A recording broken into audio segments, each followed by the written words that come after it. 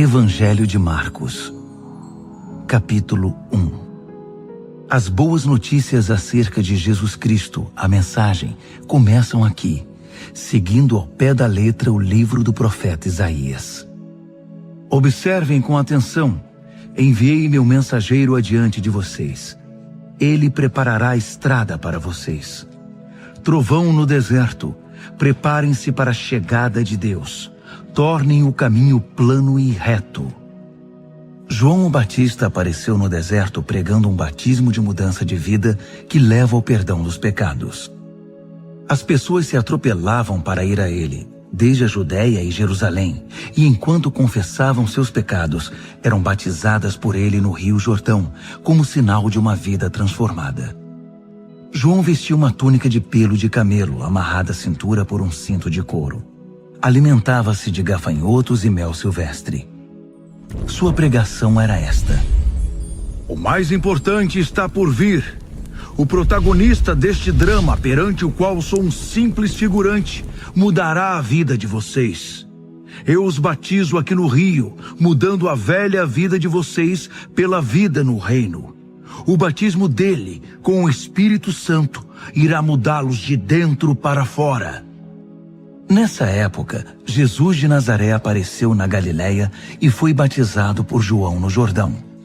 Assim que saiu da água, Jesus viu o céu aberto e o Espírito de Deus, à semelhança de uma pomba, descendo sobre ele. Com a visão do Espírito, ouviu-se uma voz: Você é o meu filho, escolhido e marcado pelo meu amor, a alegria da minha vida.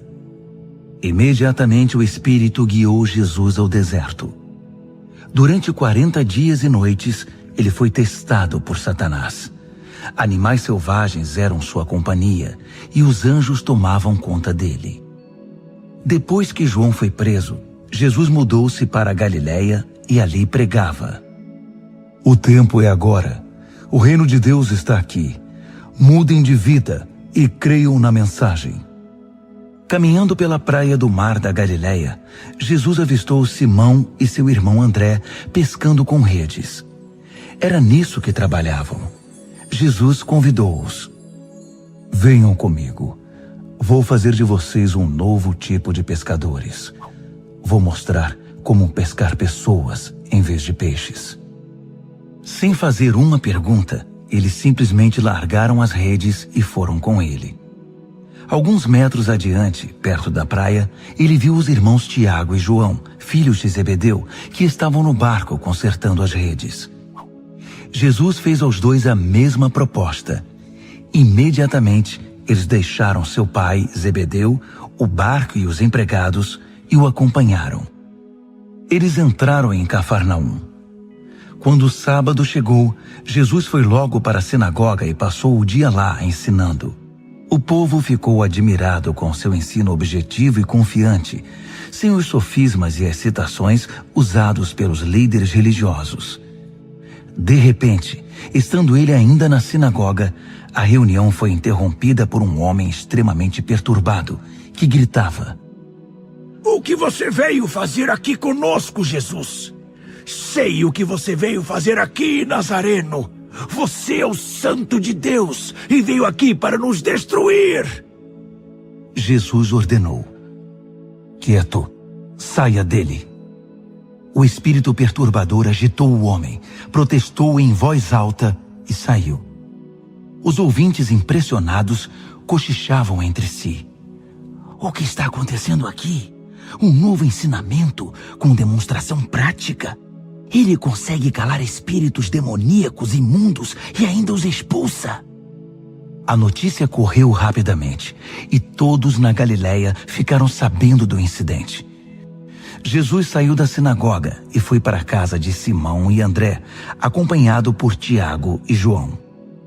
A sogra de Simão estava de cama, ardendo em febre. Informado disso, Jesus foi até onde ela estava, pegou-a pela mão e a fez levantar-se. Tão logo a febre a deixou, ela foi preparar o jantar para eles. Ao anoitecer, depois do pôr do sol, foram trazidas a ele pessoas doentes e afligidas por espíritos malignos. a cidade inteira fez fila na porta da casa. Ele curou os corpos doentes e as almas atormentadas. Os demônios conheciam sua verdadeira identidade, mas ele não permitia que se pronunciassem. Ainda não havia amanhecido quando ele se levantou e retirou-se para orar num lugar isolado. Simão e os que estavam com ele foram procurá-lo. Eles o encontraram e disseram: "Todos estão à tua procura?" Jesus decidiu: "Vamos a outras cidades para que eu possa pregar ali também. Faz parte da minha missão." Assim, por toda a Galiléia, ele visitou sinagogas, que era um lugar de reunião, pregando e expulsando demônios. Um leproso aproximou-se dele, ajoelhou-se e implorou: "Se o Senhor quiser, pode me purificar." Emocionado, Jesus estendeu a mão, tocou o leproso e disse: "Quero, fique limpo." A lepra desapareceu na hora. A pele do homem ficou lisa e saudável. Jesus o despediu com ordens estritas: "Não diga nada a ninguém. Apenas se apresente ao sacerdote e leve a oferta de purificação, como Moisés prescreveu, para validar a cura diante da comunidade." Mas assim que se afastou de Jesus, o homem saiu contando a cura que recebera, espalhando a notícia por toda a cidade. Jesus então passou a entrar na cidade de modo mais discreto, pois já não podia fazer isso publicamente. No entanto, ele logo foi encontrado, e o povo corria para ele, vindo de todos os lugares.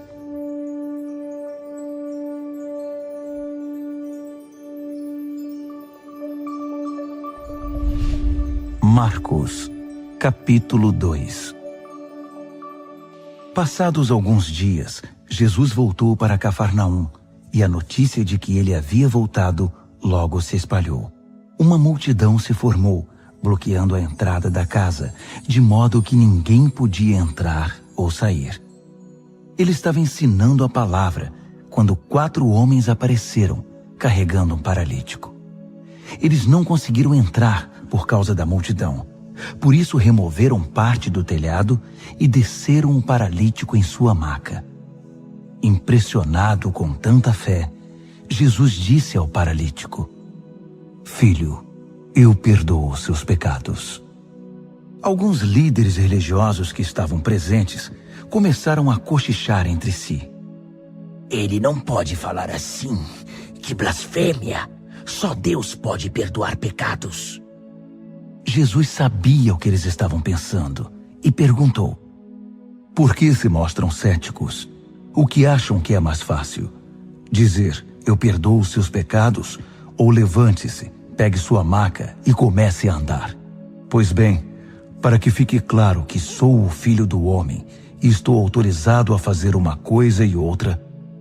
Voltou-se para o paralítico e ordenou: "Levante-se, pegue sua maca e vá para casa." E o homem assim fez. Levantou-se, pegou sua maca e saiu andando diante de todos. Eles esfregaram os olhos, custando acreditar no que viam. Mas então louvaram a Deus. "Nunca vimos nada igual!" Jesus foi uma vez mais caminhar à beira-mar, e de novo uma multidão foi atrás dele para ouvir seu ensino. Caminhando, ele viu Levi, filho de Alfeu, que era cobrador de impostos. Jesus convidou: "Venha comigo." Ele se levantou e passou a segui-lo. Mais tarde, Jesus e os discípulos estavam jantando na casa de Levi, e seus convidados eram pessoas de má reputação. Surpreendentemente, alguns deles se tornaram seguidores de Jesus. Os líderes religiosos e os fariseus, vendo Jesus na companhia daquela gente, foram tomar satisfação com os discípulos. "Que exemplo ele está dando, andando com essa gente desonesta e essa ralé?" Jesus escutou a crítica e reagiu: "Quem precisa de médico? Quem é saudável ou quem é doente? Estou aqui para dar atenção aos de fora, não para mimar os da casa que se acham justos. Os discípulos de João e os discípulos dos fariseus tinham o costume de jejuar. Por isso, alguns foram perguntar a Jesus: por que os seguidores de João e os fariseus adotam a disciplina do jejum, mas os seus seguidores não? Jesus respondeu: numa festa de casamento, vocês não economizam no bolo nem no vinho, porque estão festejando. Depois, poderão até precisar economizar, mas não durante a festa. Enquanto o noivo e a noiva estão com vocês, é tudo alegria. Depois que os noivos forem embora, o jejum pode começar. Ninguém joga água fria na fogueira enquanto tem gente em volta. Essa é a vinda do reino. Ele continuou: ninguém corta um cachecol de seda para remendar uma roupa velha. Usa-se um remendo que combine. Ninguém guarda vinho em garrafas rachadas. Num sábado, Jesus atravessava uma plantação de cereal. Enquanto caminhavam, os discípulos descascaram algumas espigas. Os fariseus reclamaram com Jesus: seus discípulos estão quebrando as regras do sábado. Jesus reagiu: é mesmo? Vocês nunca leram o que Davi e seus companheiros fizeram quando estavam com fome? Ele entrou no santuário e comeu o pão fresco do altar na frente do sacerdote principal Abiatar, o pão santo que ninguém podia comer senão os sacerdotes, e o repartiu com os companheiros. Jesus acrescentou: o sábado foi feito para o nosso benefício. Não somos escravos do sábado. O Filho do Homem não é escravo do sábado, é o Senhor dele.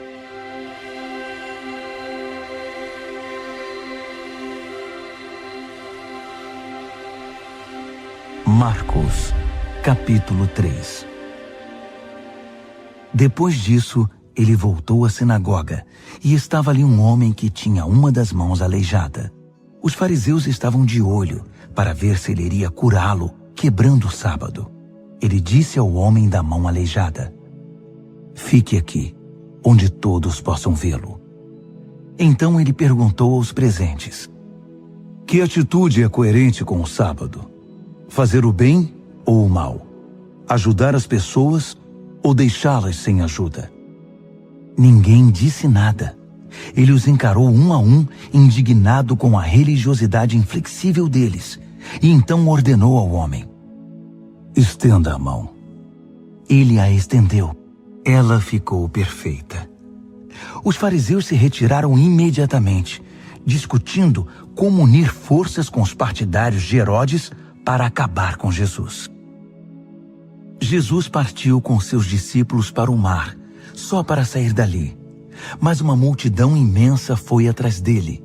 Gente da Galiléia, da Judéia, de Jerusalém, da Idumeia, da região próxima do Jordão e das vizinhanças de Tiro e Sidom. Um mundaréu de gente desejosa de conhecer ao vivo aquele de quem tanto tinham ouvido falar. Ele recomendou aos discípulos que tivessem um barco preparado. Assim, não seria atropelado pela multidão. Pelo fato de ele haver curado muitas pessoas, todos os que sofriam de algum mal se acotovelavam para chegar o mais perto possível dele e tocá-lo. E no caso dos espíritos malignos, quando o reconheciam, caíam e gritavam: você é o Filho de Deus! Mas Jesus não dava atenção a eles. Fazia-os calar, proibindo-os de dizer em público quem ele era. Ele subiu a uma montanha e convidou alguns para o acompanhar. Foram juntos, e ali ele escolheu 12 e os designou apóstolos. Jesus os reuniu para enviá-los a proclamar a palavra. Também lhes daria autoridade para expulsar demônios. Os 12 são: Simão. Jesus mais tarde chamou Pedro, que significa rocha. Tiago, filho de Zebedeu. João, irmão de Tiago. Jesus passou a chamar os irmãos Zebedeu de Boanerges, que significa filhos do trovão. André, Felipe, Bartolomeu, Mateus, Tomé, Tiago, filho de Alfeu, Tadeu, Simão o Zelote, Judas Iscariotes, que o traiu. Jesus foi para casa e, como sempre, uma multidão se formou em volta. Era tanta gente pedindo ajuda que ele não tinha tempo nem para comer. Alguns parentes informados da situação foram tirá-lo de lá, até pela força, se necessário. Eles suspeitavam que Jesus estava perdendo o juízo. Os líderes religiosos de Jerusalém espalharam o boato de que ele estava praticando magia negra, fazendo truques diabólicos para impressionar o povo, mostrando poder espiritual. Jesus contestou a calúnia. Faz sentido um demônio lutar contra outro demônio? Satanás expulsaria o próprio Satanás? Uma família que vive brigando se desintegrará. Se Satanás expulsa Satanás, não irá se destruir? Acham que é possível, em plena luz do dia, entrar na casa de um homem forte e acordado e roubar seus bens sem amarrá-lo primeiro? Amarrem-no e então poderão roubá-lo. Faço aqui uma advertência. Não há nada dito ou feito que não possa ser perdoado. Mas se vocês persistirem nas calúnias contra o Espírito Santo de Deus, estarão deliberadamente rejeitando aquele que perdoa, rompendo relações com aquele que os sustenta. Ele fez essa advertência porque era acusado por eles de ter ligação com o maligno. Naquele momento, sua mãe e seus irmãos apareceram. Estando do lado de fora, mandaram um recado, dizendo que queriam falar com ele. Ele estava cercado pela multidão quando recebeu o recado. Sua mãe e seus irmãos estão lá fora à sua procura. Jesus respondeu: Quem vocês acham que são minha mãe e meus irmãos? Olhando ao redor para cada um dos que estavam sentados à sua volta, ele declarou: Estão bem aqui na frente de vocês. Esses são minha mãe e meus irmãos. Mais vale a obediência que laços de sangue. Quem faz a vontade de Deus é meu irmão, irmã e mãe.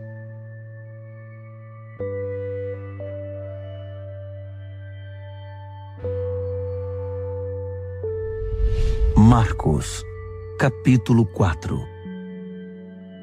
Ele voltou a ensinar à beira da praia. A multidão que se formou em torno dele era tão grande que ele entrou num barco perto da praia e assentou-se. Jesus usou o barco como púlpito, enquanto o povo se acotovelava perto da água. Ele ensinava por meio de histórias, muitas histórias. Ouçam, o que vocês acham? Um agricultor estava semeando. Enquanto fazia seu trabalho, algumas sementes caíram pelo caminho e aves as comeram. Outras caíram no meio dos pedregulhos. Brotaram rapidamente, mas não aprofundaram raízes. Com o calor do sol, secaram tão rapidamente quanto haviam brotado. Outras ainda caíram no meio das ervas daninhas. As sementes chegaram a brotar, mas foram sufocadas. Nenhuma sobreviveu. Por fim, algumas, porém, caíram em boa terra e floresceram, produzindo uma colheita que superou todas as expectativas. Vocês estão entendendo?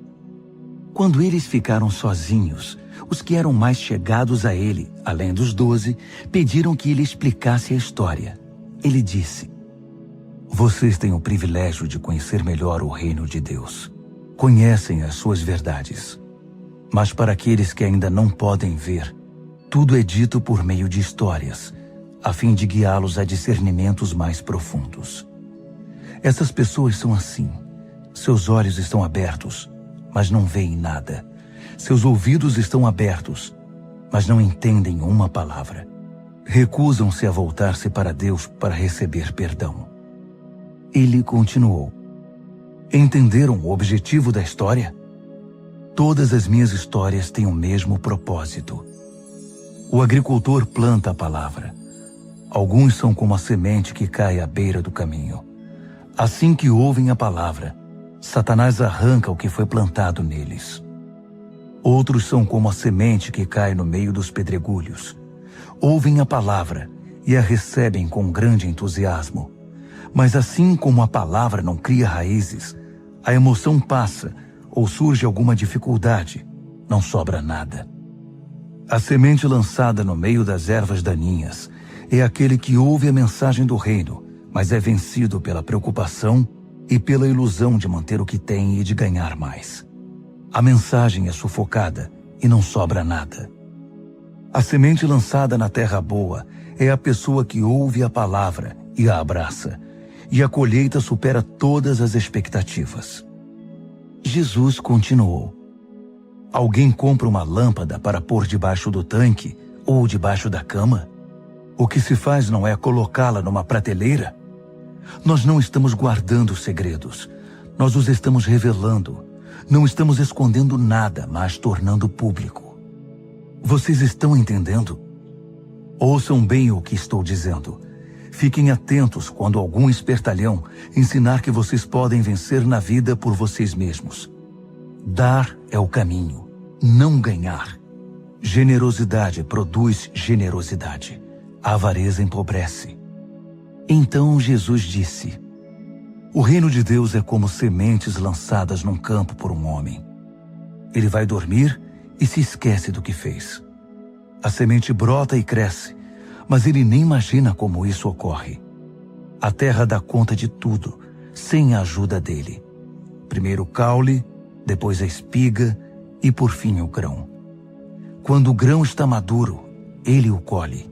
É o tempo da colheita. Como podemos descrever o reino de Deus? Que ilustração podemos usar? É como a semente de mostarda. É uma das menores sementes, mas uma vez plantada, germina e cresce tanto que os pássaros fazem ninhos em seus ramos e abrigam-se à sua sombra. Com outras histórias semelhantes, ele apresentava sua mensagem ao povo, aplicando as histórias à experiência e compreensão deles. Ele sempre contava uma história. Quando estava sozinho com seus discípulos, explicava tudo, desfazendo o emaranhado. Todos os nós eram desatados. Naquele dia, ao cair da tarde, ele decidiu: vamos para o outro lado do mar. Eles entraram no barco em que ele estava. Outros barcos foram atrás deles. De repente, uma tempestade violenta os envolveu.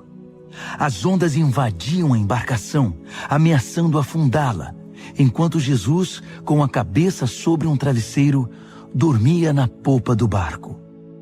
Os discípulos o acordaram, implorando: mestre, não vais fazer nada! Nós vamos morrer! Jesus acordou e ordenou ao vento que se acalmasse. Ele disse ao mar: quieto, sossegue. O vento virou brisa e o mar ficou em plena calmaria. Jesus repreendeu os discípulos: por que tanto medo? Vocês não têm fé? Eles estavam apavorados e confusos. Afinal, quem é este homem? Se perguntavam. Até o vento e o mar se acalmam quando ele ordena.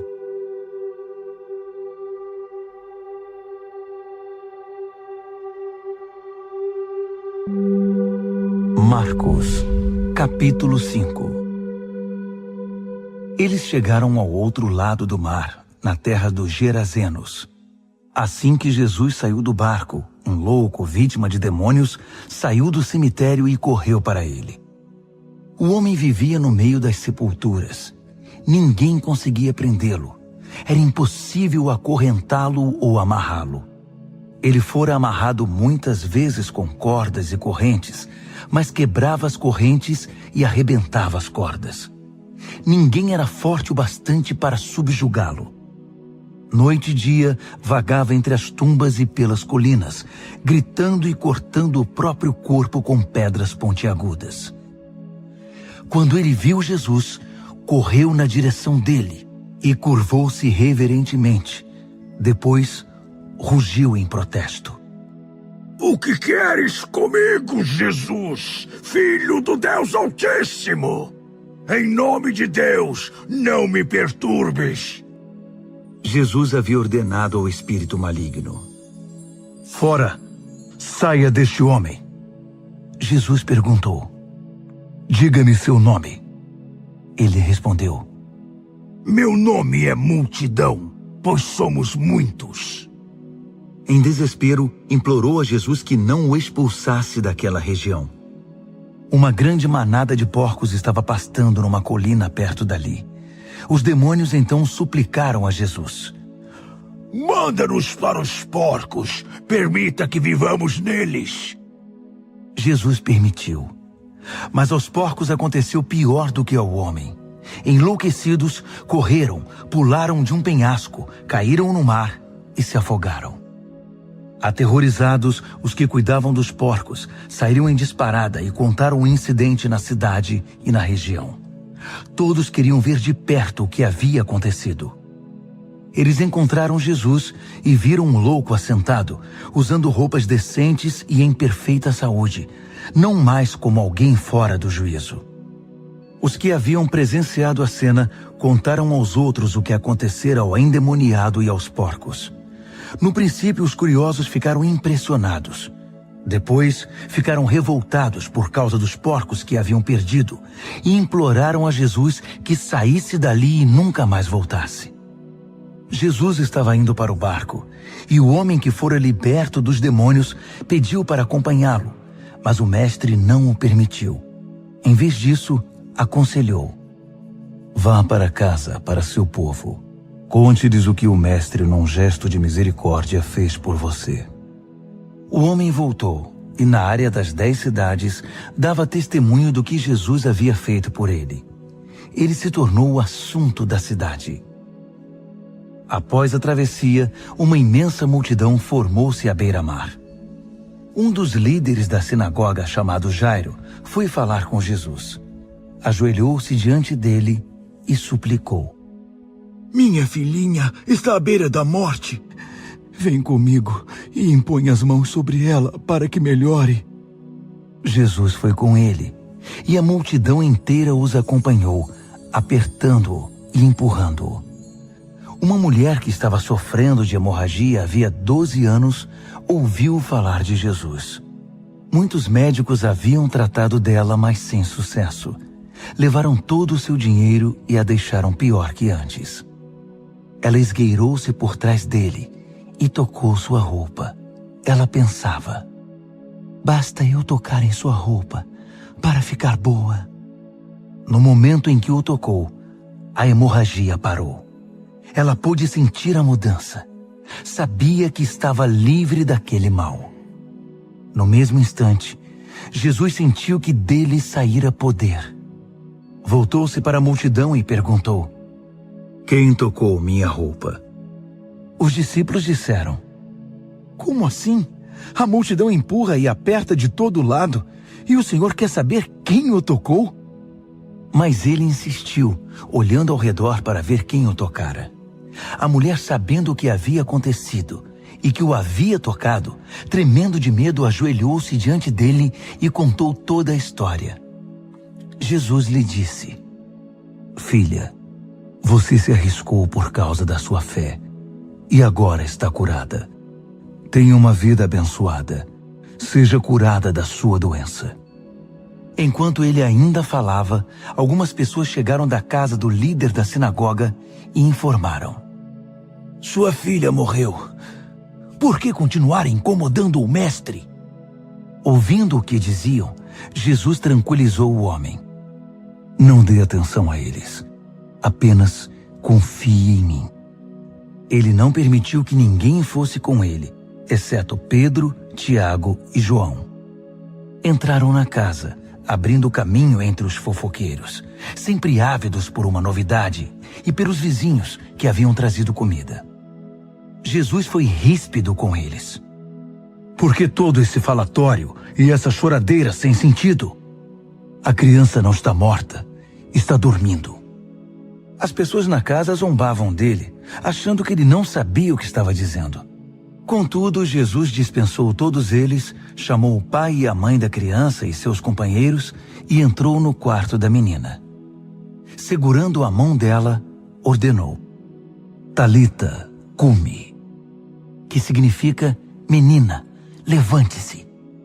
Ela se levantou e começou a andar. A menina tinha 12 anos de idade.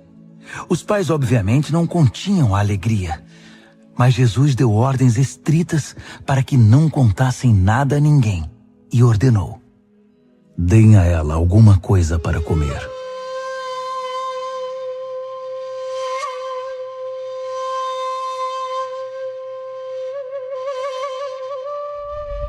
Marcos, capítulo 6. Quando partiu dali, Jesus voltou para sua cidade. Seus discípulos o acompanharam. No sábado, ele começou a ensinar na sinagoga. Os ouvintes ficaram impressionados. Ele é muito bom, comentavam. De onde vem tanta sabedoria, tanta capacidade? Perguntavam-se. Não demorou, porém, já estavam falando mal dele. Ora, ele é apenas um carpinteiro, o filho de Maria. Nós o conhecemos desde menino. Conhecemos também seus irmãos, Tiago, José, Judas e Simão, e suas irmãs. Quem ele pensa que é? Mesmo sem conhecê-lo direito, eles o desprezavam. Jesus declarou: um profeta só não é importante em sua terra e em sua família, nas ruas em que brincou quando criança. Jesus não pôde fazer muita coisa ali. Impôs as mãos sobre uns poucos doentes e os curou. Nada mais. Não pôde vencer a resistência deles.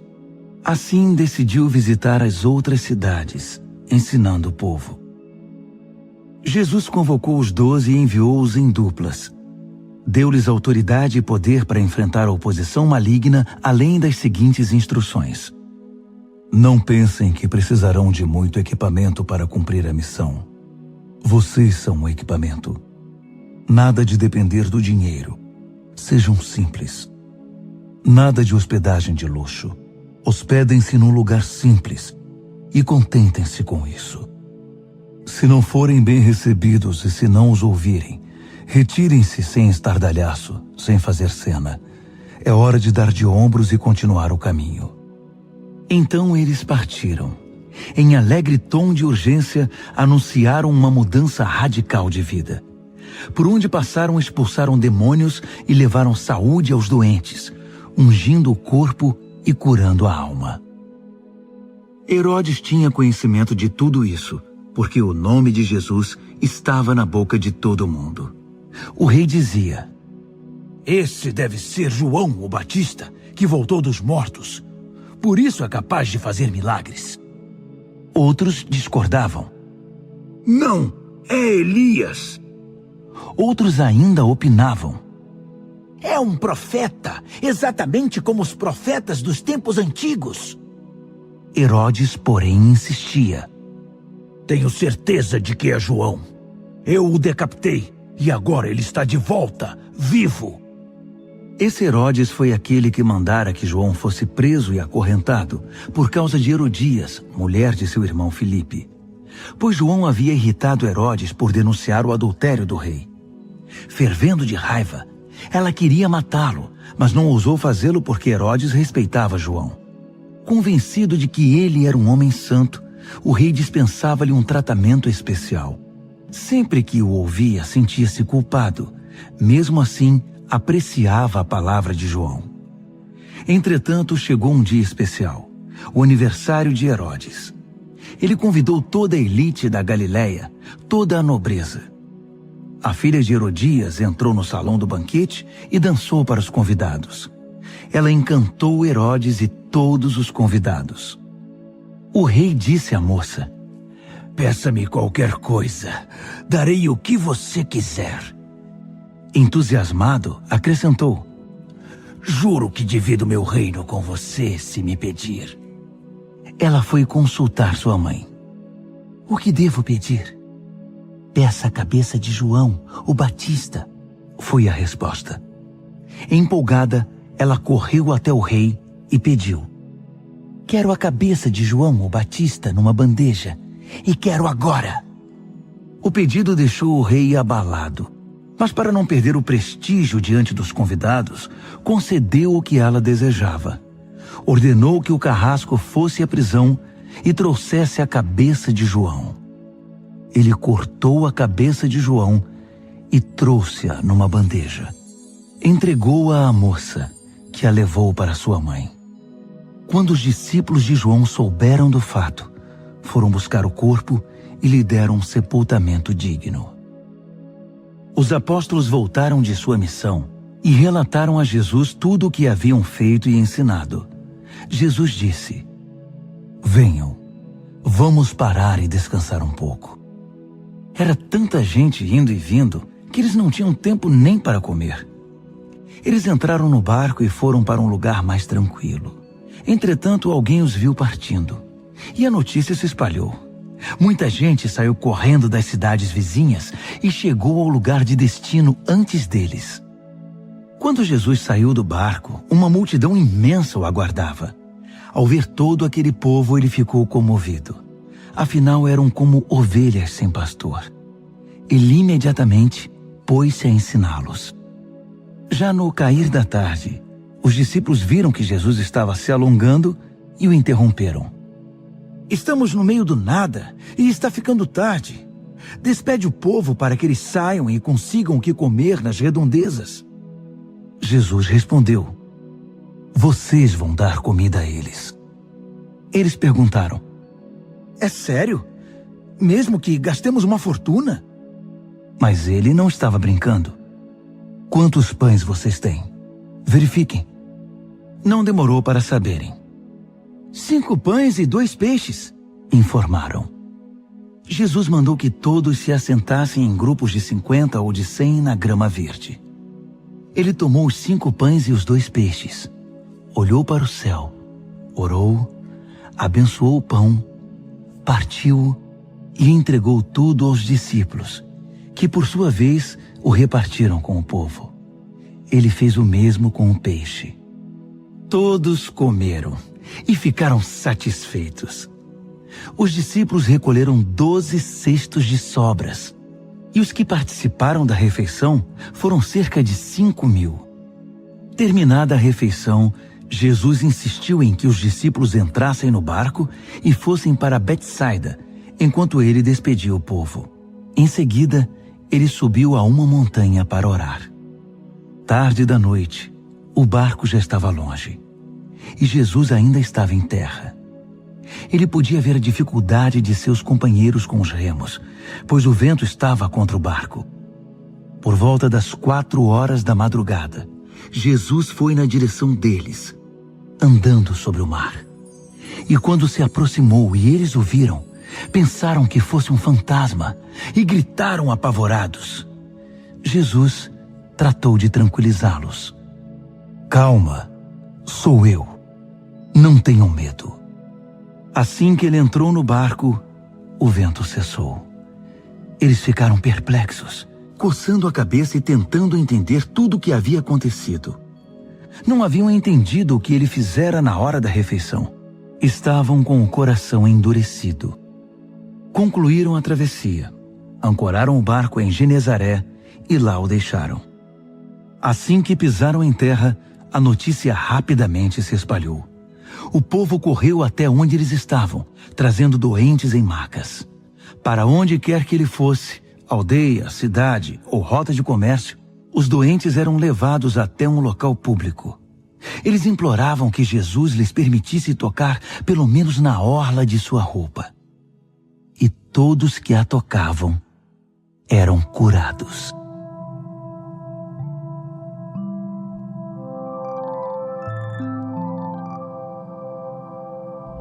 Marcos, capítulo 7.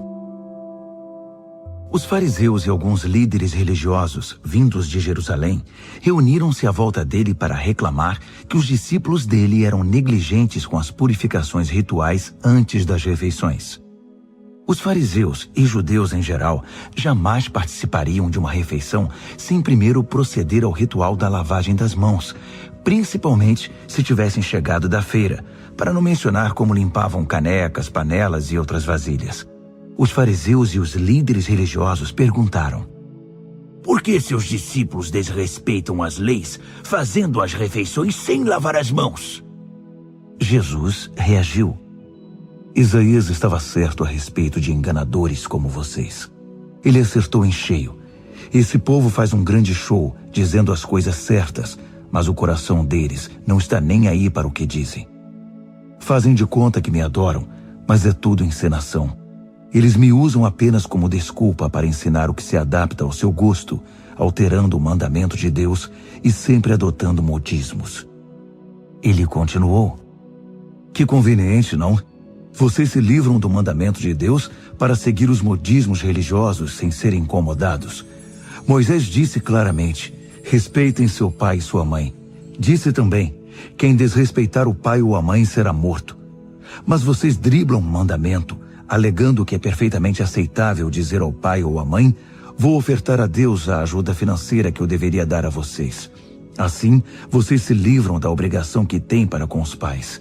Vocês anulam a palavra de Deus e a trocam por suas próprias regras. Vocês são especialistas nesse tipo de coisa.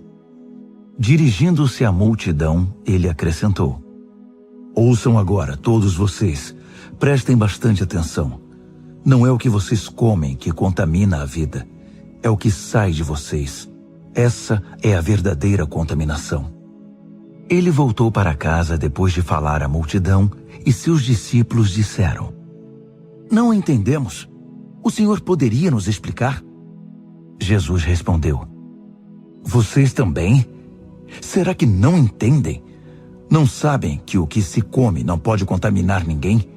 Pois o que se come não vai para o coração, mas para o estômago. É digerido e depois é eliminado.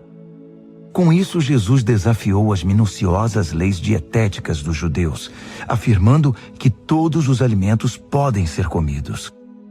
Ele continuou: o que contamina é o que sai da pessoa. É do coração que vomitamos maus pensamentos, obscenidade, imoralidade, roubo, assassinato, adultério, cobiça, depravação, engano, bebedice, olhar maldoso, calúnia, arrogância, insensatez. Essa é a verdadeira contaminação. Dali Jesus partiu e foi para os arredores de Tiro. Entrou numa casa para não ser encontrado, mas a notícia de sua chegada se espalhou. Ele estava dentro de casa quando uma mulher, cuja filha era perturbada por um espírito maligno, ficou sabendo de sua presença ali. Ela se ajoelhou aos seus pés, implorando ajuda. A mulher era grega, cirofenícia de nascimento, e pediu que ele curasse sua filha. Ele disse: espere sua vez. Os filhos devem ser alimentados primeiro. Se sobrar alguma coisa, os cães poderão comer. Ela foi rápida. Entendo, mestre, mas os cães não comem das migalhas que os filhos deixam cair? Jesus ficou impressionado. Tem razão. Vá para casa. Sua filha não está mais perturbada. A aflição demoníaca se foi. Ela foi para casa e encontrou a filha tranquila na cama, livre daqueles tormentos. Ele deixou a região de Tiro e voltou para o mar da Galileia, passando por Sidom e pelo distrito das 10 cidades. Algumas pessoas trouxeram um homem que não podia ouvir nem falar e pediram a Jesus que impusesse as mãos sobre ele. Jesus tocou nos ouvidos do homem e passou-lhe um pouco de saliva na língua. Então orou, suspirou profundamente e ordenou: Efatá, abra-se. E assim aconteceu. O homem ouvia e falava perfeitamente. Jesus ordenou que mantivessem o fato em segredo, mas eles, entusiasmados, não paravam de falar no assunto. Diziam: ele faz tudo muito bem. Faz até o surdo ouvir e o mudo falar.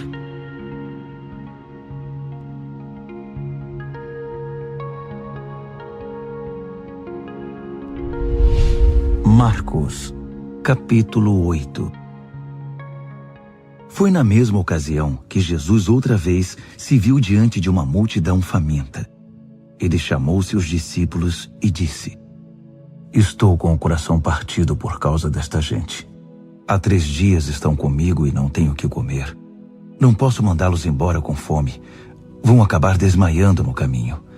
Alguns vieram de muito longe. Os discípulos perguntaram: Mas onde vamos encontrar comida suficiente para todos neste lugar deserto?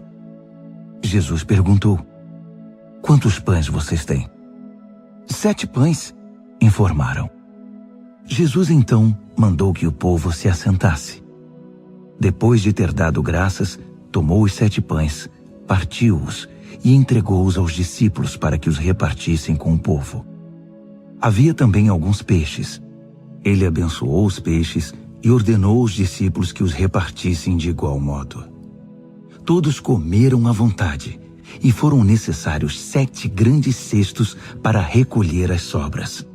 E os que participaram da refeição foram cerca de 4.000. Depois de despedir a multidão, Jesus entrou no barco com os discípulos e foram para Dalmanuta. Quando chegaram, os fariseus vieram pressioná-lo para que ele desse uma prova de quem era. Desafiado, Jesus perguntou: Por que esta geração pede um sinal milagroso como garantia?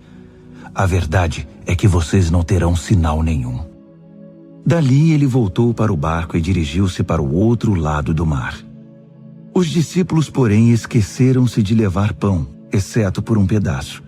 Aproveitando a oportunidade, Jesus aconselhou-os: Fiquem de olho no fermento dos fariseus e dos partidários de Herodes.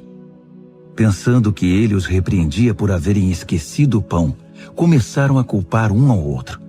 Percebendo o que se passava, Jesus perguntou: Por que estão discutindo por haverem esquecido o pão? Não entenderam ainda? Não conseguem perceber? Não se lembram dos 5 pães que demos aos 5.000? Quantos cestos de sobras vocês recolheram? Eles responderam: 12. E dos 7 pães para os 4.000, quantos cestos de sobras vocês recolheram? 7. Ele perguntou: Ainda não entendem?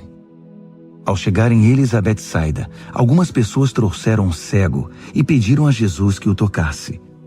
Tomando-o pela mão, ele o levou para fora da cidade. Passou saliva nos olhos do homem, impôs as mãos sobre ele e perguntou: Consegue ver alguma coisa? Ele olhou para cima e disse: Vejo homens, só que eles parecem árvores andando. Jesus voltou a impor as mãos sobre ele. Dessa vez, o homem percebeu que havia recuperado completamente a visão. Agora via tudo com perfeição. Jesus mandou-o para casa, advertindo: Não entre na cidade.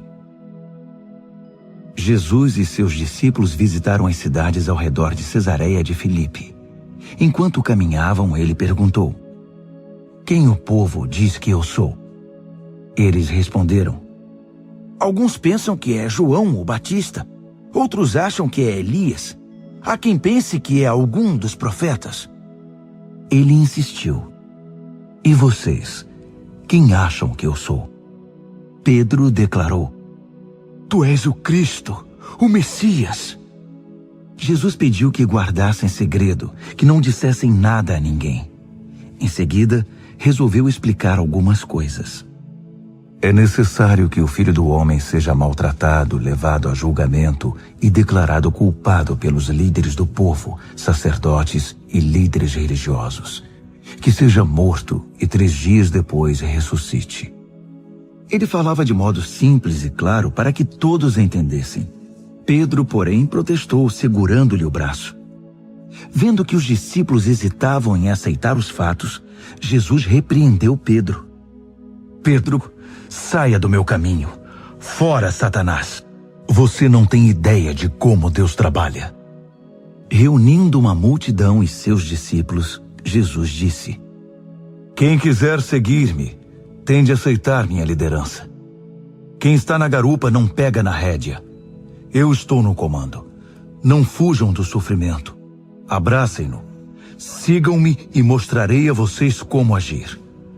Autoajuda não é ajuda. O autossacrifício é o caminho, o meu caminho, para ser realmente salvo. Qual é a vantagem de conquistar tudo o que se deseja e perder a si mesmo? O que vocês teriam para dar em troca da própria alma? Se vocês têm vergonha de mim ou do meu caminho, por causa dos seus amigos inconstantes e sem futuro, saibam que irão enfrentar uma vergonha muito maior na presença do Filho do Homem quando ele voltar, envolto pela glória de Deus, seu Pai, com um exército de anjos.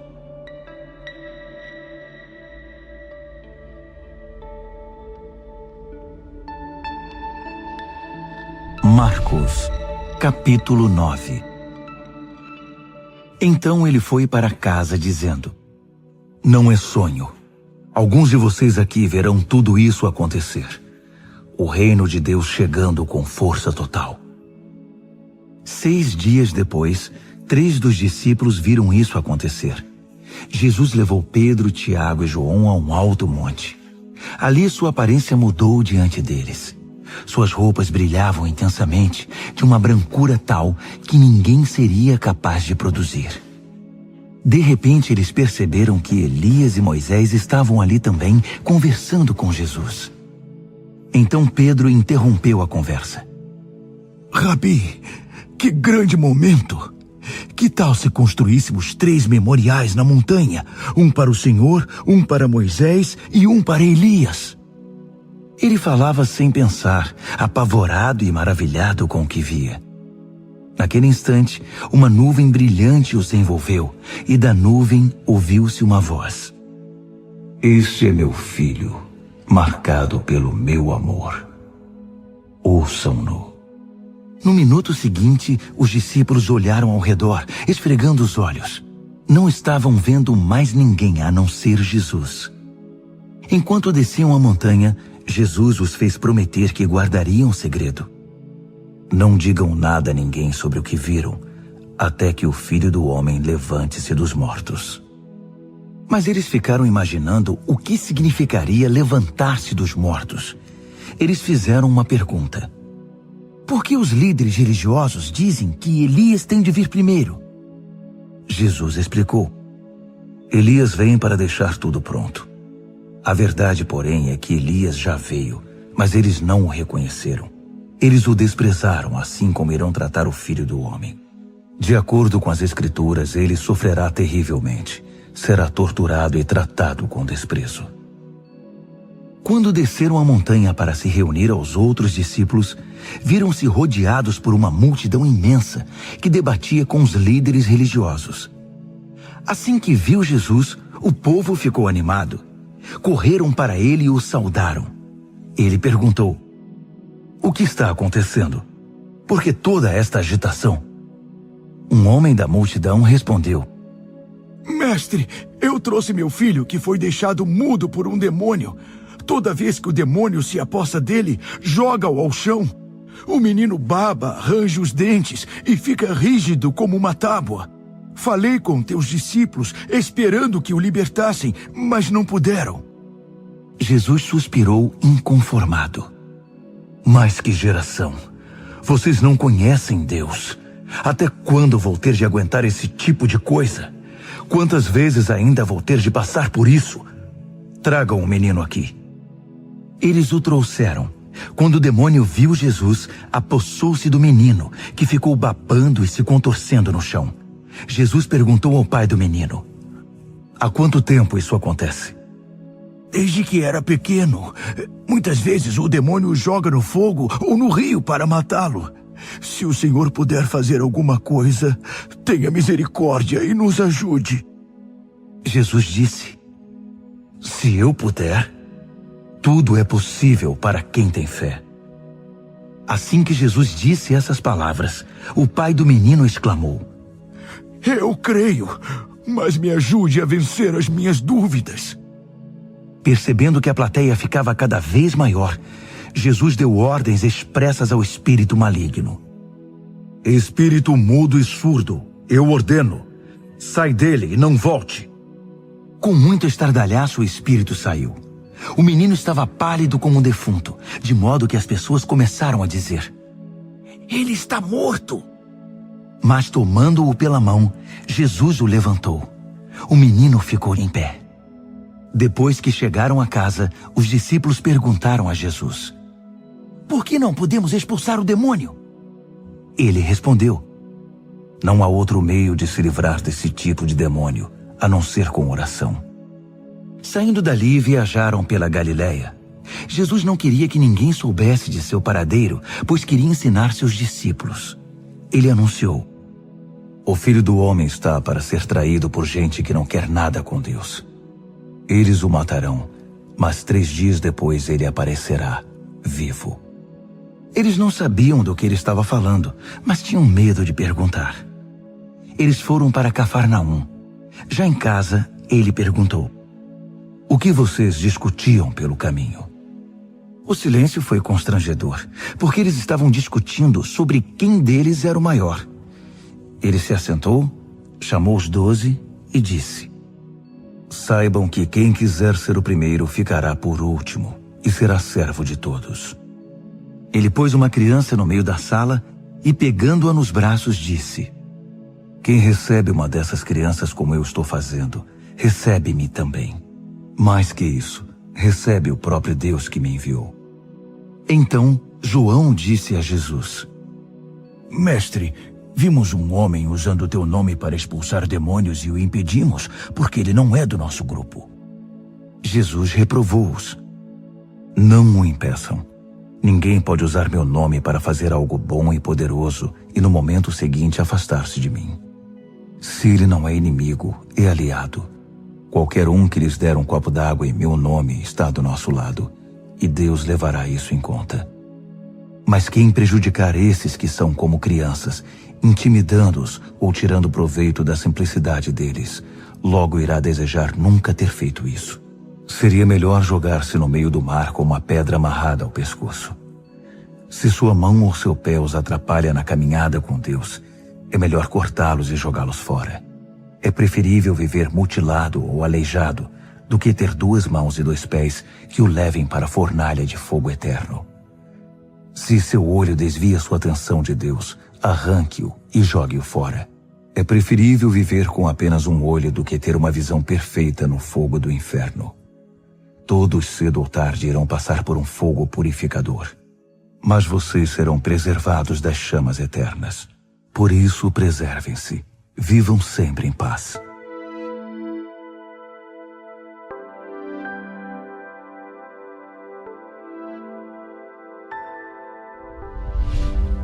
Marcos, capítulo 10. Dali ele foi para a região da Judéia, do outro lado do Jordão. Como sempre, uma multidão o acompanhava, e ele punha-se a ensiná-los. Um dia, os fariseus vieram provocá-lo. É permitido a um homem divorciar-se de sua esposa? Jesus perguntou: o que Moisés determinou? Eles responderam: Moisés deu permissão que o marido a mandasse embora, dando-lhe uma certidão de divórcio. Jesus disse: Moisés deu esse mandamento apenas como concessão ao coração duro de vocês. Na criação, no plano original, Deus fez e uniu o homem e a mulher. Por isso, um homem deixa seu pai e sua mãe, e por meio do casamento, se torna uma só carne com sua mulher. Não são mais 2 indivíduos, formam agora uma nova unidade. Deus criou uma união tão perfeita que ninguém pode ter a ousadia de profaná-la separando-os. Depois que estavam em casa, os discípulos voltaram a tocar no assunto. Jesus foi muito direto. O homem que se divorcia de sua esposa para se casar com outra comete adultério contra ela. A mulher que se divorcia do marido para se casar com outro comete adultério também. Alguns estavam trazendo crianças a Jesus, na esperança de que ele as abençoasse. Mas os discípulos deram uma bronca nessa gente. Jesus não escondeu a irritação. Não tentem afastar essas crianças. Não as impeçam de vir a mim. O reino de Deus é feito de pessoas que são como crianças. Prestem atenção. Se vocês não aceitarem o reino de Deus com a simplicidade de uma criança, nunca entrarão nele. Então, tomando as crianças nos braços, impunha as mãos sobre elas e as abençoava.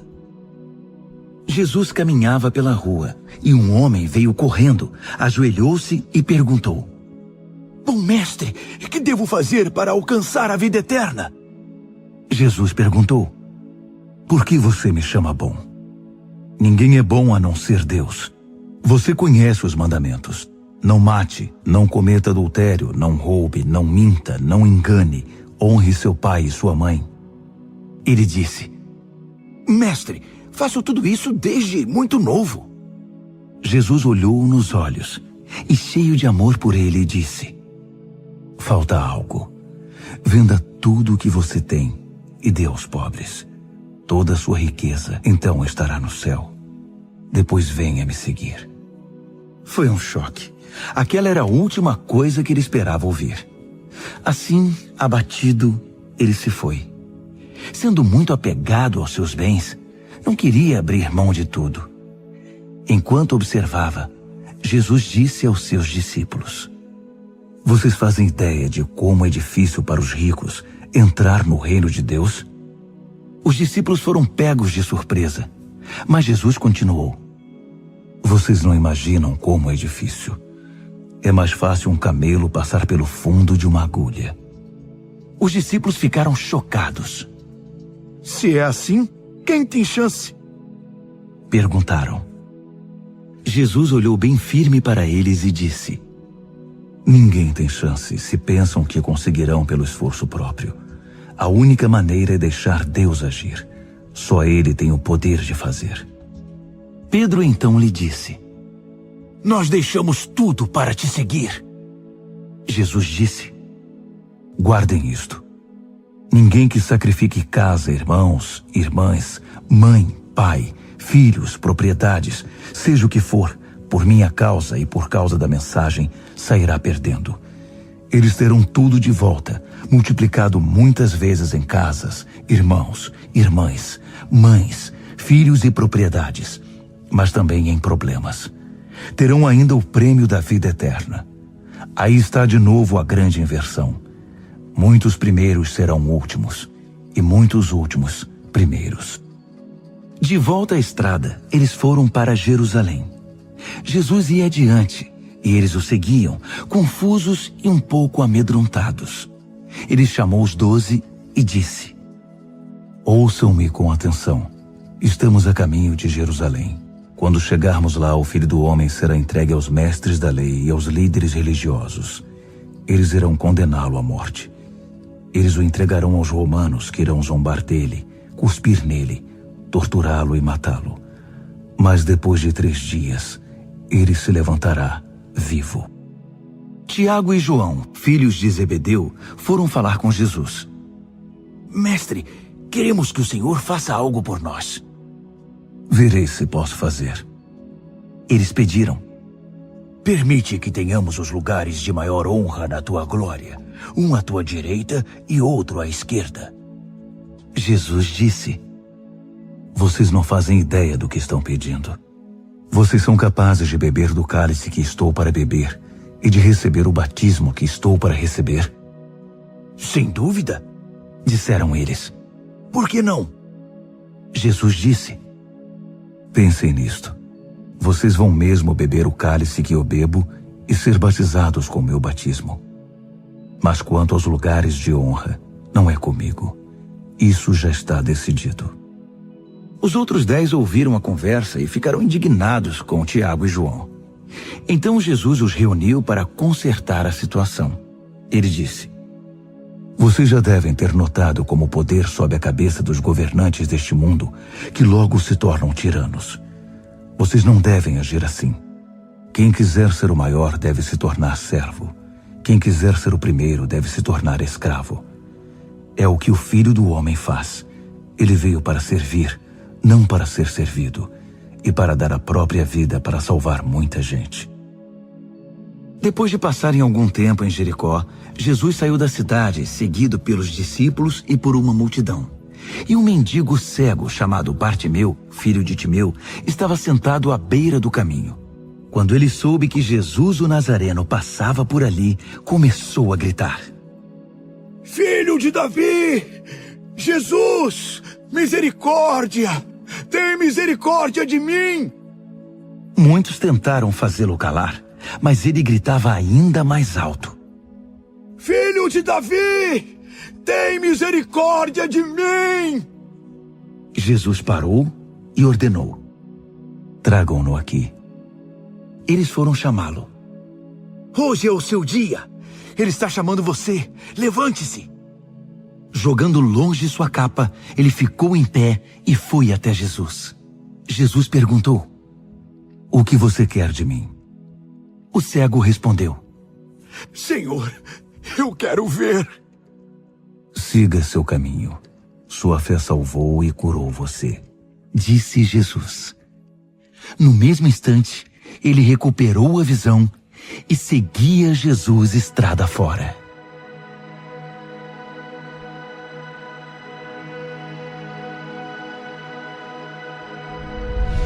Marcos, capítulo 11. Quando se aproximaram de Jerusalém, à altura de Betfagé e Betânia, perto do Monte das Oliveiras, Jesus enviou 2 discípulos com estas instruções: "Vão à aldeia que está adiante. Ali encontrarão um jumentinho amarrado. Ele nunca foi montado. Desamarrem-no e tragam-no aqui. Se alguém perguntar o que vocês estão fazendo, digam: o Senhor precisa dele, mas vai devolvê-lo." Eles foram e encontraram um jumentinho numa rua, amarrado a um portão. Eles o desamarraram, mas alguns dos que estavam ali perguntaram: Por que estão desamarrando o jumentinho? Os discípulos responderam exatamente como Jesus os instruíra, e não foram mais incomodados. Assim, levaram o jumentinho e puseram suas capas sobre ele, e Jesus o montou. Muitos estendiam seus mantos pela estrada, dando a Jesus uma recepção de rei. Alguns lançavam seus mantos na rua, outros espalhavam ramos que haviam cortado nos campos. Havia muita gente por todo lado gritando: Hosana! Bendito é o que vem em nome de Deus! Bendito o reino do nosso pai Davi que está chegando! Hosana nos altos céus! Ele entrou em Jerusalém e foi para o templo. Parou ali para observar o movimento, mas como era tarde, voltou para Betânia com os 12. No dia seguinte, depois que saíram de Betânia, ele sentiu fome. No caminho avistou uma frondosa figueira. Aproximou-se dela para encontrar figos, mas não achou nada além de folhas. Não era a época de figos. Ele disse à árvore: "Nunca mais alguém comerá dos seus frutos." E os discípulos ouviram. Chegando a Jerusalém, entraram no templo, e Jesus começou a expulsar todos os que faziam comércio ali. Ele derrubou as mesas dos agiotas e as bancas dos vendedores de pombas. Também não permitiu que ninguém mais passasse carregando cestos pelo recinto sagrado. Ele explicou suas ações com o seguinte texto: "Minha casa foi designada casa de oração para as nações, mas vocês a transformaram em ponto de encontro de ladrões." Ao tomar conhecimento desses fatos, os principais sacerdotes e os líderes religiosos decidiram que era hora de se livrar dele. Estavam em pânico, porque o povo se mostrava encantado com os seus ensinamentos. À noite, Jesus e seus discípulos deixaram a cidade. Pela manhã, andando pela estrada, eles viram a figueira. Estava seca até a raiz. Lembrando-se do que acontecera no dia anterior, Pedro disse: "Mestre, olha, a figueira que amaldiçoaste ficou seca." Jesus foi direto: "Assumam de fato o seu compromisso com Deus, e nada será difícil para vocês. Aquela montanha, por exemplo, basta ordenar sem dúvida ou hesitação: pule no mar, e ela obedecerá. Absolutamente tudo, do pedido menor ao maior, que vocês incluírem na oração, será atendido, se vocês de fato confiarem em Deus. E quando orarem, lembrem-se de que não se trata apenas de pedir. Se vocês têm algo contra alguém, perdoem. Só então o Pai Celestial de vocês perdoará os seus pecados." De volta a Jerusalém, eles caminhavam pelo templo. Então os principais sacerdotes, os líderes religiosos e os líderes do povo exigiram: "Mostre-nos suas credenciais. Quem deu a você autoridade para falar e agir desse modo?" Jesus respondeu: "Primeiro respondam a uma pergunta. Se a responderem, também responderei a sua. No caso do batismo de João, quem o autorizou? Deus ou os homens? Digam-me. Eles ficaram numa situação difícil e sabiam disso. Confusos, cochichavam entre si. Se dissermos Deus, ele vai perguntar por que não acreditamos nele. Se dissermos os homens, estamos em apuros, porque o povo tinha João na conta de profeta. Decidiram então dar a vitória a Jesus dessa vez. Não sabemos, responderam. Jesus concluiu. Então também não vou responder à pergunta de vocês.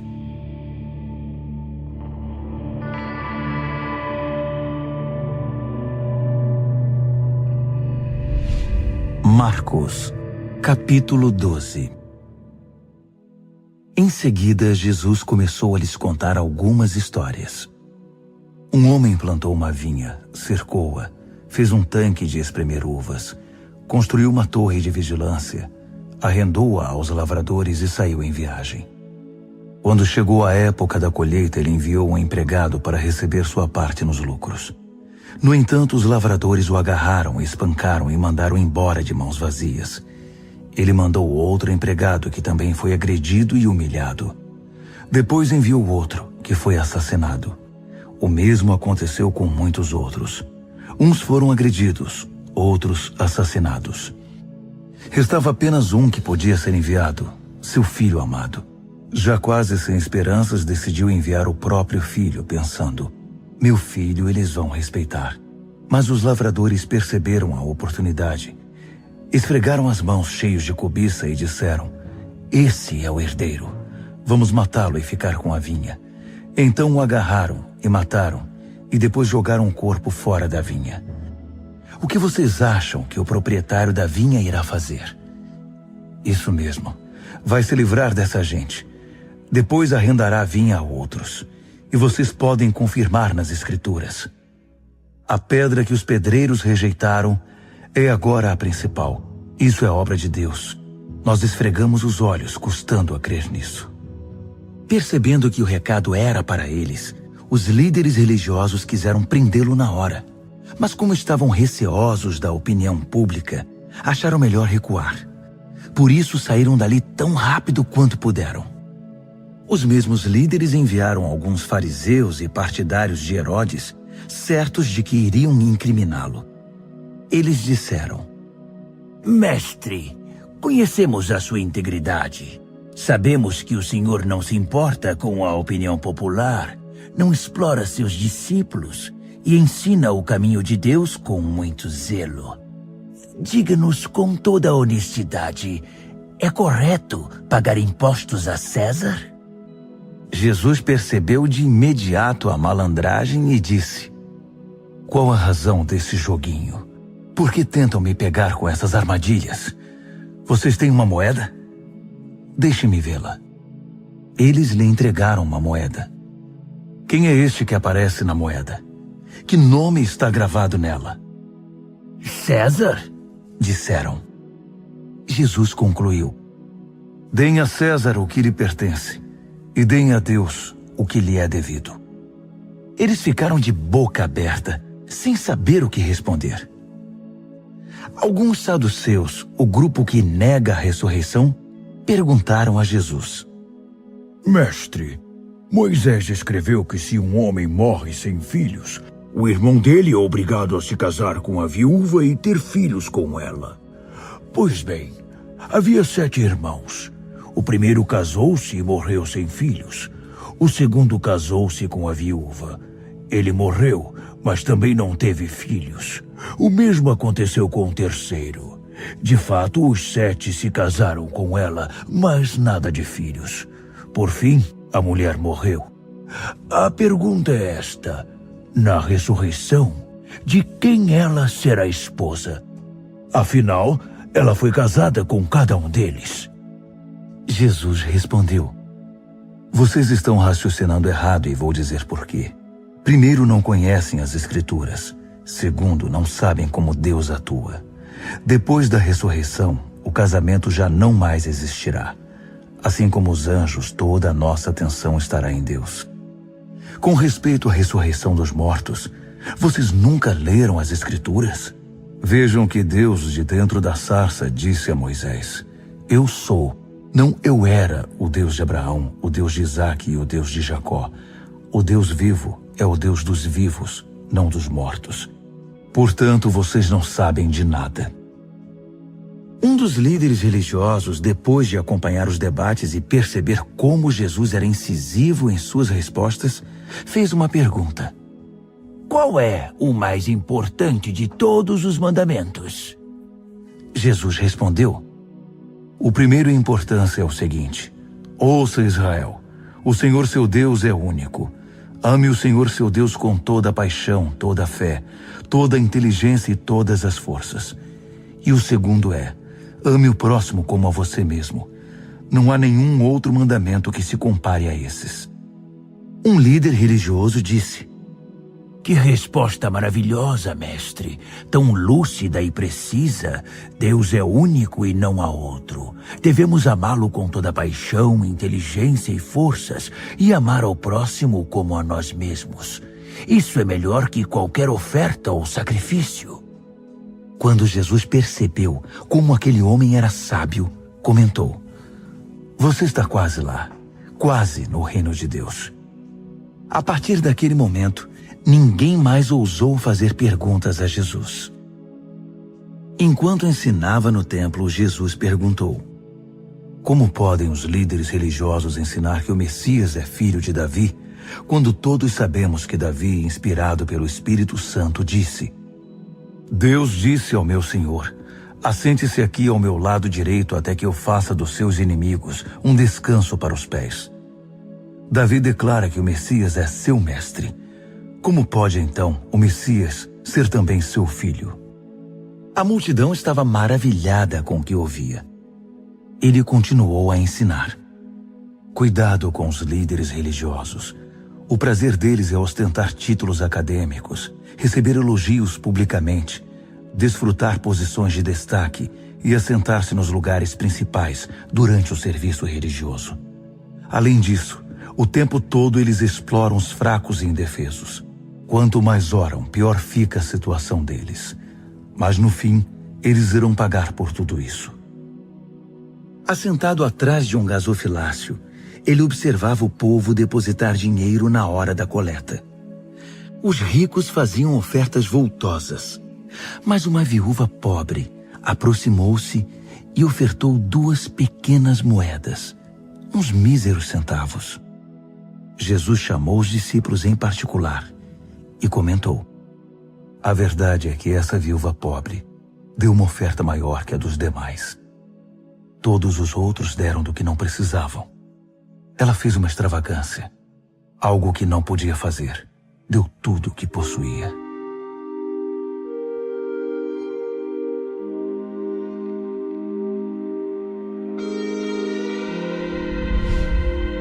Marcos, capítulo 13. Jesus saía do templo quando um dos discípulos chamou sua atenção. Mestre, olhe essas pedras, essas construções. Jesus disse: Vocês estão impressionados com essa arquitetura grandiosa? Tudo isso será um monte de ruínas até a última pedra. Mais tarde, enquanto ele estava sentado no Monte das Oliveiras, num local de onde podia avistar o templo, Pedro, Tiago, João e André foram conversar com ele. Quando essas coisas vão acontecer? Que sinal teremos de que tudo caminha para um desfecho? Jesus explicou: Cuidado com os falsos profetas do fim dos tempos. Muitos líderes com identidade falsa alegarão: Eu sou o Messias. Eles vão enganar muita gente. Quando ouvirem falar de guerras e ameaças de guerra, não entrem em pânico. Serão notícias comuns, não um sinal do fim. Haverá cada vez mais guerras entre as nações e conflitos entre os líderes. Em vários lugares haverá terremotos e fome. Mas tudo isso é nada comparado com o que está por vir. Fiquem atentos, pois vocês serão levados aos tribunais, e tudo irá de mal a pior. Vocês serão torturados, e todos perseguirão os que levam o meu nome. Vocês serão postos como sentinelas da verdade. A mensagem tem de ser pregada em todo o mundo. Quando traírem vocês e os levarem aos tribunais, não se preocupem com o que dizer. Quando chegar o momento, digam o que estiver no coração. O Espírito Santo dará testemunho por intermédio de vocês. Haverá irmão matando irmão, pai matando filho, filho matando os pais. Todos odiarão vocês por causa do meu nome. Fiquem firmes. Isso é necessário. Fiquem firmes até o fim. Vocês não ficarão desamparados, pois serão salvos. Estejam preparados para fugir quando virem a besta da profanação, estabelecida onde nunca deveria estar. Quem lê não terá dificuldade de entender o que estou falando. Quando isso acontecer, se vocês estiverem na Judéia naquele tempo, corram para as colinas. Se estiverem trabalhando no quintal, não voltem para buscar nada em casa. Se estiverem no campo, não voltem para buscar agasalho. As grávidas e as que amamentam sofrerão mais. Orem para que isso não aconteça no inverno. Serão dias difíceis. Nada parecido aconteceu desde que Deus fez o mundo, nem depois haverá. Se esses dias de aflição seguissem o curso normal, ninguém suportaria. Mas por causa dos escolhidos de Deus, a aflição será encurtada. Se alguém anunciar, aqui está o Messias, ou apontar, lá está ele, não caiam nessa. Falsos messias e pregadores mentirosos surgirão aos montes. Suas credenciais impressionantes e seus deslumbrantes espetáculos, se possível, iludiriam até os escolhidos de Deus. Fiquem atentos, pois eu os avisei com antecedência. Após aqueles tempos difíceis, o sol perderá o seu brilho, a lua ficará nublada, as estrelas cairão do céu e os poderes cósmicos sofrerão abalo. Então todos irão ver o Filho do Homem chegar em grande estilo. Seu esplendor encherá o céu. Ninguém deixará de ver. Ele enviará seus anjos, que ajuntarão os escolhidos de Deus dos 4 cantos da terra, desde os lugares mais distantes. Aprendam a lição da figueira. Quando percebem que ela começou a florescer e verdejar, vocês sabem que o verão está chegando. O mesmo acontecerá com vocês. Quando virem os sinais, saberão que não demorará muito. Levem isso a sério. Não estou me dirigindo apenas às gerações futuras, mas a vocês também. Esta era continua até que todas essas coisas aconteçam. O céu e a terra vão desaparecer, mas as minhas palavras jamais. Querem saber o dia e a hora? A verdade é que ninguém sabe, nem os anjos do céu, nem mesmo o Filho, só o Pai. Portanto, fiquem atentos, pois vocês não sabem o momento exato. É como um homem que vai viajar e deixa a casa sob a responsabilidade dos empregados, cada qual com uma tarefa, e põe o porteiro para vigiar. Portanto, permaneçam em seu posto vigiando. Vocês não sabem a que horas o dono da casa vai voltar. De noite, à meia-noite, ao cantar do galo ou pela manhã. Vocês não vão querer que ele apareça sem aviso e os encontre dormindo no posto. Por isso reforço a advertência. Permaneçam em seus postos. Vigiem.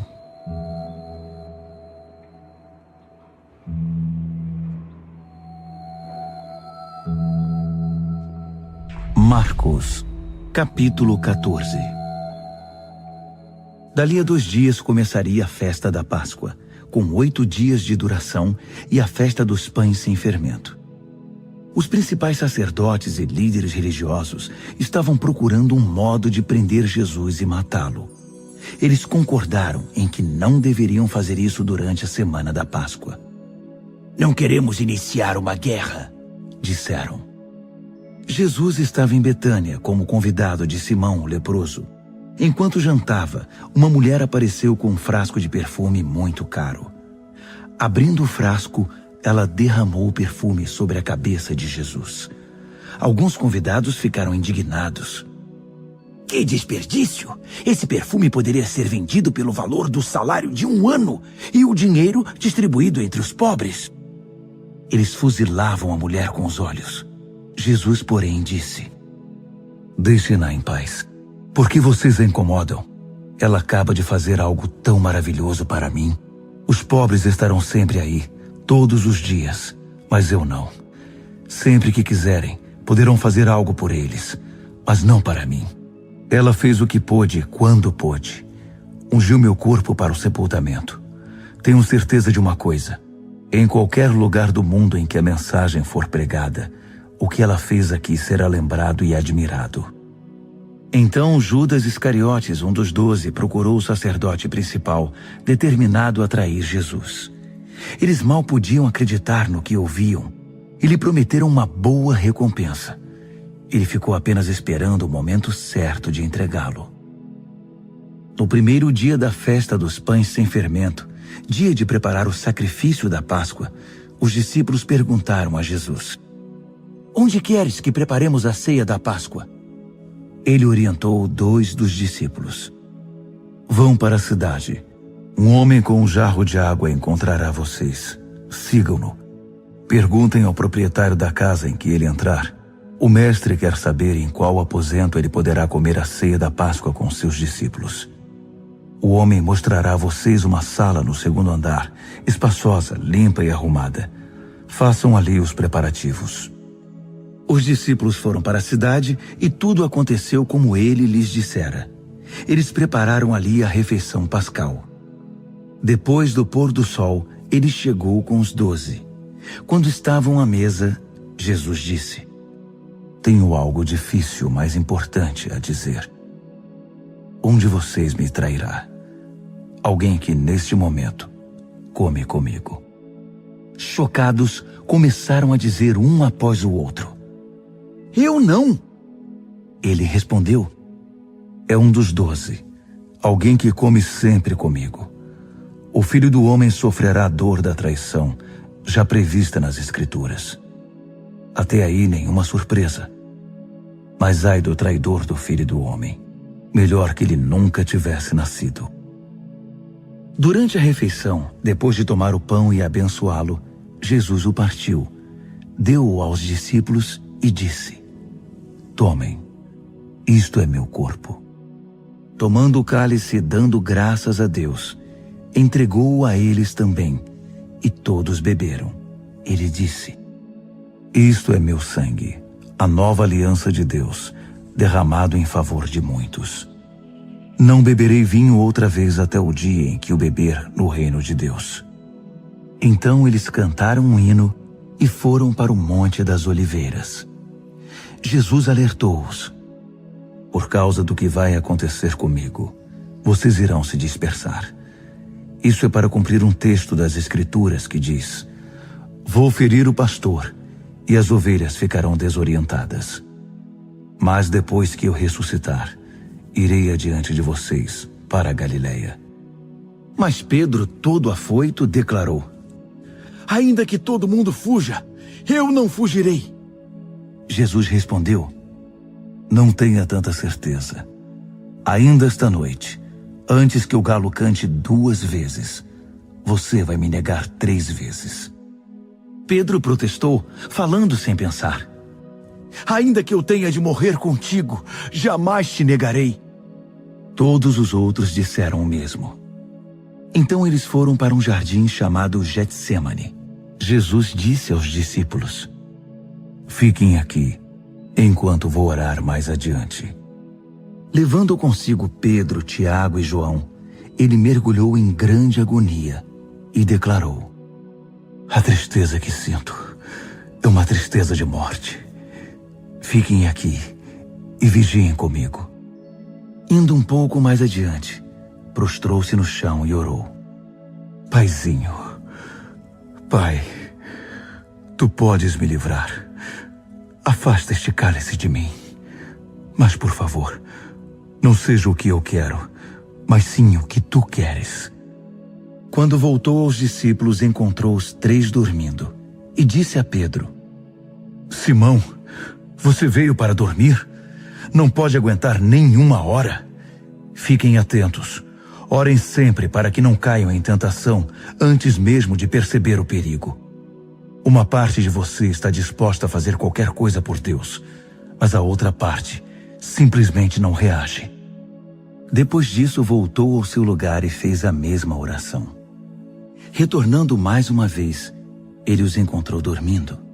Eles simplesmente não conseguiam manter os olhos abertos e não tinham nem como se desculpar. Ele voltou pela terceira vez e disse: Vocês vão dormir a noite toda? Minha hora chegou. O Filho do Homem está prestes a ser traído e entregue nas mãos dos pecadores. Levantem-se. Vamos. O traidor chegou. Ele mal acabou de falar e Judas, do grupo dos 12, apareceu, acompanhado por um bando de maus elementos enviados pelos principais sacerdotes, líderes religiosos e demais líderes. Eles traziam espadas e paus. O traidor havia combinado um sinal com eles. Aquele a quem eu beijar é o procurado. Prendam-no. Não o deixem fugir. Ele foi direto a Jesus e o beijou, dizendo: Mestre. Os homens então o prenderam com muita brutalidade. Mas um dos que estavam com Jesus desembainhou a espada e atacou o servo do sacerdote principal, cortando-lhe a orelha. Mas Jesus reagiu. O que é isto? Vieram me buscar com espadas e paus, como se eu fosse um bandido perigoso? Dia após dia estive ensinando no templo, e vocês nunca moveram um dedo contra mim. Vocês acabam de confirmar os escritos proféticos. Nessa hora, todos os discípulos já haviam fugido. Um jovem seguia o grupo de longe. Tudo que ele trazia sobre o corpo era um lençol. Alguns daqueles homens tentaram agarrá-lo, mas ele escapou. Fugiu nu, deixando o lençol para trás. O grupo que prendeu Jesus levou-o ao sacerdote principal, que estava reunido com os principais sacerdotes, líderes do povo e líderes religiosos. Pedro os seguira a uma distância segura. Quando chegaram ao pátio do sacerdote principal, ele se misturou com os servos e foi se aquecer perto da fogueira. Os principais sacerdotes, conspirando com o concílio judaico, tentavam achar acusações contra Jesus para condená-lo à morte. Não encontraram nada. Muitos davam falso testemunho, mas um depoimento contradizia o outro. Alguns homens apareceram com esta história. Nós o ouvimos dizer: vou derrubar o templo, construído com tanto esforço, e em 3 dias construirei outro, sem ao menos erguer a mão. Mesmo assim, não havia plena concordância entre os relatos. Nesse momento, o sacerdote principal levantou-se e perguntou a Jesus: O que você tem a dizer dessa acusação? Jesus não deu resposta. O sacerdote principal insistiu, mudando a pergunta. Você é o Messias? O Filho do Deus bendito? Jesus foi direto. Sim, eu sou, e você mesmo verá. O Filho do Homem assentado à direita do Todo-Poderoso, vindo nas nuvens do céu. Nessa hora, o sacerdote principal perdeu a compostura. Rasgando a própria roupa, gritou: Ouviram isso? Acham que precisamos de mais testemunhas? Vocês testemunharam a blasfêmia. Vão deixar que isso fique assim? Por unanimidade, eles o condenaram, e foi sentença de morte. Alguns começaram a cuspir nele. Vendaram-lhe os olhos e batiam nele, provocando. Quem bateu em você? Profetize! Os guardas levaram-no dali, sem interromper o espancamento. Enquanto isso, Pedro estava no pátio. E aconteceu que uma das empregadas do sacerdote principal, vendo Pedro se aquecer ali, olhou para ele e disse: Você estava com Jesus, o Nazareno? Mas ele negou. Não sei do que você está falando. Quando ele passou pelo pórtico, um galo cantou. A moça apontava para ele e dizia aos que estavam por ali: Ele é um deles, tenho certeza. E Pedro negou mais uma vez. Pouco depois, as pessoas ali começaram a insistir. Você tem de ser um deles. Está na cara que você é Galileu. Então Pedro ficou muito nervoso e jurou: Nunca vi esse homem de quem vocês estão falando. Na mesma hora, o galo cantou pela segunda vez. Pedro lembrou-se do que Jesus dissera: antes que o galo cante 2 vezes, você vai me negar 3 vezes. Sem se conter, desabou a chorar.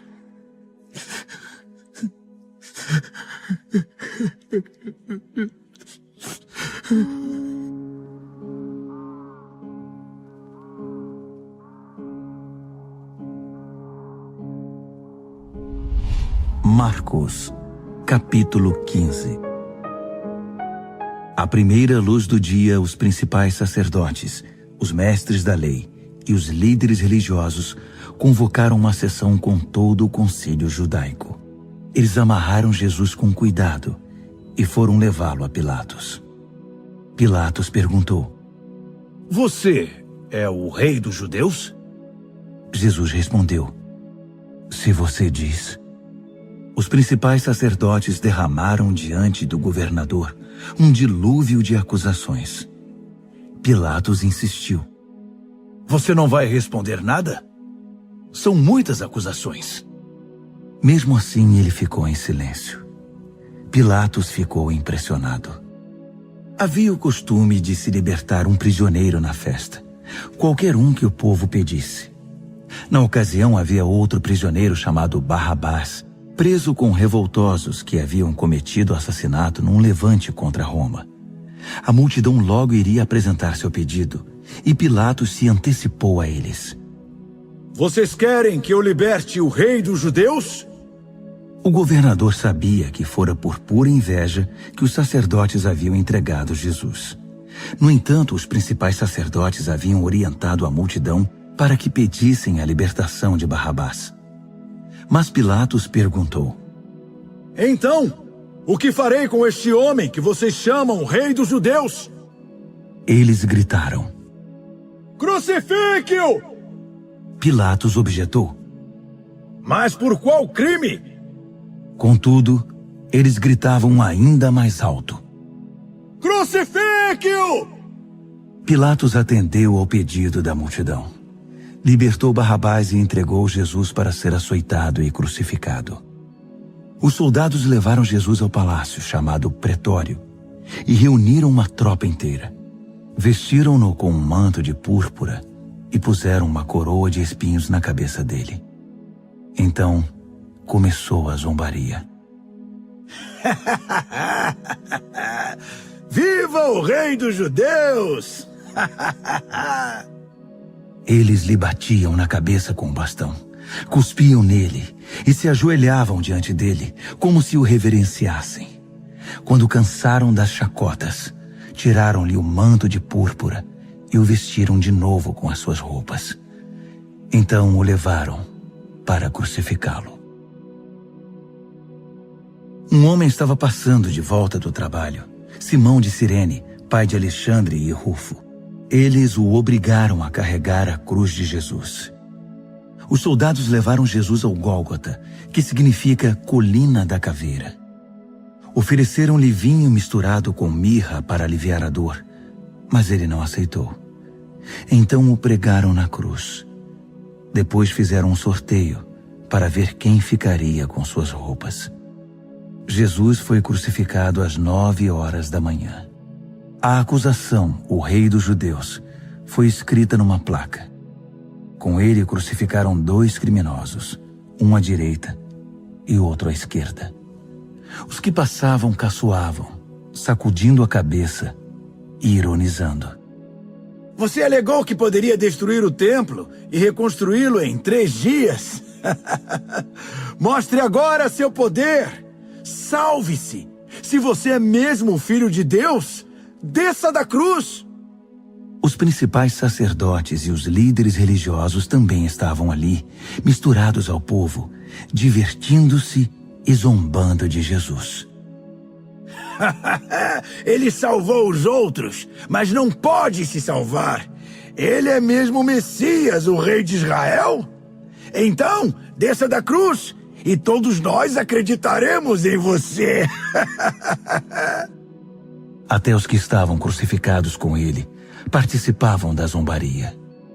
Então, Do meio-dia às 3 da tarde, toda a terra ficou na escuridão. Cerca das 3 horas da tarde, Jesus gritou bem alto: Eloi, Eloi, lama sabachthani. Que quer dizer: meu Deus, por que me abandonaste? Alguns dos que viram aquilo o ouviram e disseram: Ele está chamando Elias. Um deles correu, pegou uma esponja mergulhada em vinagre e ergueu-a numa haste e deu-o de beber a Jesus e disse: Vamos ver se Elias vem para tirá-lo daí. E depois de um grito de dor, Jesus deu seu último suspiro. Naquele instante, a cortina do templo rasgou-se ao meio, de alto a baixo.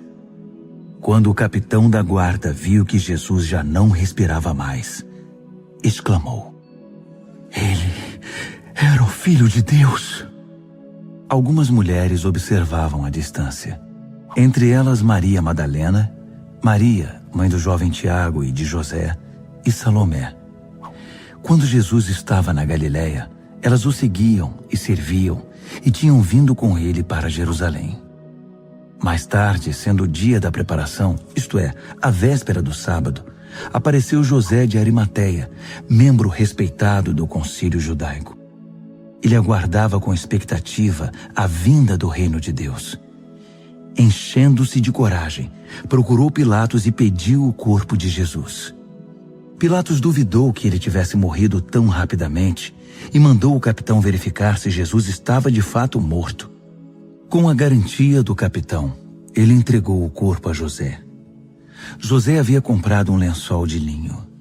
Depois, envolveu o corpo e o depositou no túmulo que havia escavado na rocha. Pôs uma grande pedra na entrada. Maria Madalena e Maria, mãe de José, observaram o sepultamento.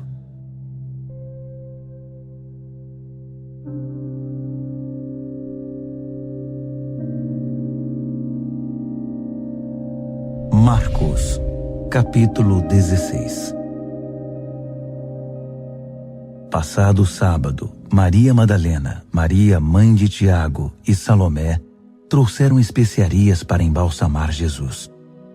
Na manhã de domingo, assim que o sol raiou, elas foram ao túmulo. Estavam preocupadas e diziam umas às outras: Quem irá rolar a pedra do túmulo para nós? Ao chegar, elas descobriram que a pedra já havia sido rolada. Era uma pedra muito grande. Elas se aproximaram e viram um jovem vestido de branco, assentado à direita. Ficaram muito assustadas. Então, ele lhes disse: Não tenham medo. Sei que vocês procuram Jesus o Nazareno, aquele que foi crucificado. Ele ressuscitou. Não está mais aqui. Vejam vocês mesmas que o lugar está vazio. Agora podem ir. Digam aos discípulos dele e a Pedro que ele vai adiante de vocês para a Galileia. Vocês o verão lá, exatamente como ele disse. Elas saíram o mais rápido que puderam, nervosas e ainda um tanto atordoadas. Amedrontadas, não disseram nada a ninguém. Depois de ressuscitar, Jesus apareceu bem cedo, na manhã de domingo, para Maria Madalena, a quem havia libertado de 7 demônios. Ela procurou os antigos companheiros na fé, chorando, e deu a notícia a eles. Quando ouviram que ele estava vivo e que ela o tinha visto, não acreditaram nela. Mais tarde, ele apareceu de forma diferente a 2 deles que caminhavam pelo campo. Eles voltaram e contaram aos demais, mas estes também não acreditaram no relato. Depois disso, quando os 11 estavam jantando, ele apareceu e os repreendeu severamente pela incredulidade, pois se recusavam a acreditar nos que o tinham visto ressuscitado. Então, ele ordenou: Saiam pelo mundo. Vão a toda parte e anunciem a mensagem com as boas notícias de Deus para todos. Quem crer e for batizado está salvo. Quem se recusar a crer está condenado. Estes são alguns dos sinais que acompanharão os que crerem.